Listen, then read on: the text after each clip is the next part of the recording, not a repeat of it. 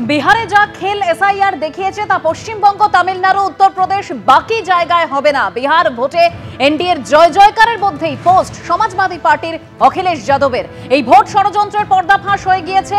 আমরা এই খেলা আর খেলতে দেব না। সিসিটিভির মতো আমাদের পিপিটিভিরা থাকবে। পিপিটিভি মানে পিডিএ প্রহরীরা সতর্ক থেকে বিজেপির মতলব ঠেকাবে। পোস্ট অখিলেশ যাদবের।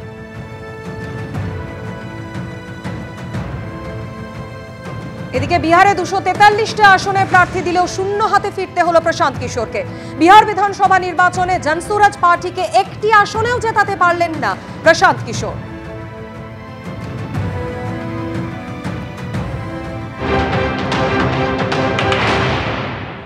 অন্য লোককে গাইড করা, জ্ঞান দেয়া আর নিজে সেইটা পারফর্ম করা, দুটোর আকাশ পাতাল তফাৎ আছে।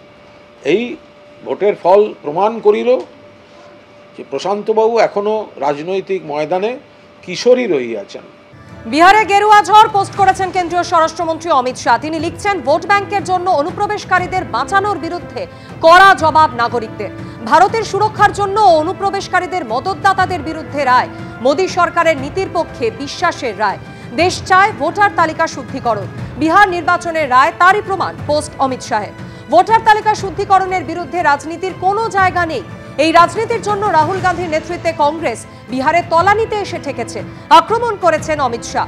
এনডিএ সুনামিতে বিরোধীরা ধরাশায়ী। উন্নত বিহারের বার্তা অমিত শাহ। যতই জঙ্গলরাজ তোষণের রাজনীতি করুন না কেন, আর লুঠের সুযোগ নয়। পলিটিক্স অফ পারফরমেন্সের পক্ষে রায় দিয়েছেন বিহারের জনতা। এসআইআর কতটা জরুরি পুরো দেশের মুড বুঝিয়ে দিয়েছেন বিহারের মানুষ। বিহারে এনডিএর চূড়ান্ত সাফল্যের পর পোস্টে উল্লেখ কেন্দ্রীয় স্বরাষ্ট্রমন্ত্রী অমিত শাহ। পাচ্ছি পাটনা যে অফিস রয়েছে বিজেপির, সেখানে একেবারে সেলিব্রেশন চলছে। আর কিছুক্ষণের অপেক্ষা, তারপরেই বিজেপির যে সদর দপ্তর নয়াদিল্লিতে, সেখানে পৌঁছে যাবেন প্রধানমন্ত্রী নরেন্দ্র মোদী এবং সেখানে ইতিমধ্যেই বিজেপির কর্মী সমর্থকরা তার অপেক্ষায় রয়েছেন। প্রত্যেকে সন্ধ্যে 6টার সময় তিনি বার্তা দেবেন এই নয়াদিল্লিতে যে বিজেপির অফিস রয়েছে, সদর দপ্তর রয়েছে। আর কিছুক্ষণের মধ্যে সেখানে পৌঁছবেন প্রধানমন্ত্রী নরেন্দ্র মোদী।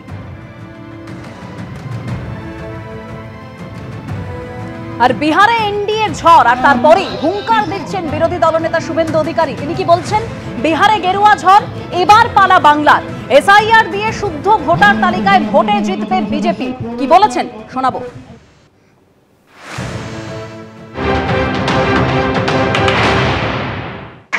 बिहार का जीत अब बंगाल का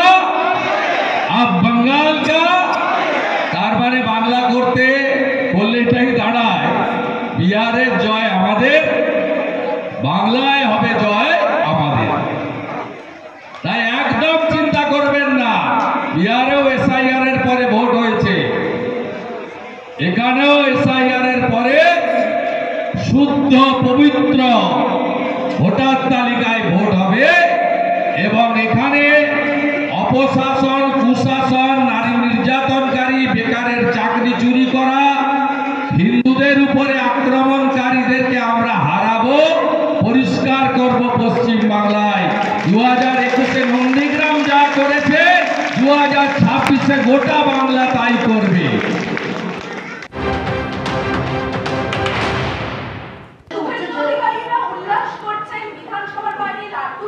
আমাদের ওই আছে না, দেখবেন যে দুটো ছাগল দুধ খায় আর 3 নম্বর বাচ্চা লাফাতে থাকে। এখানকার বিজেপির তাই অবস্থা।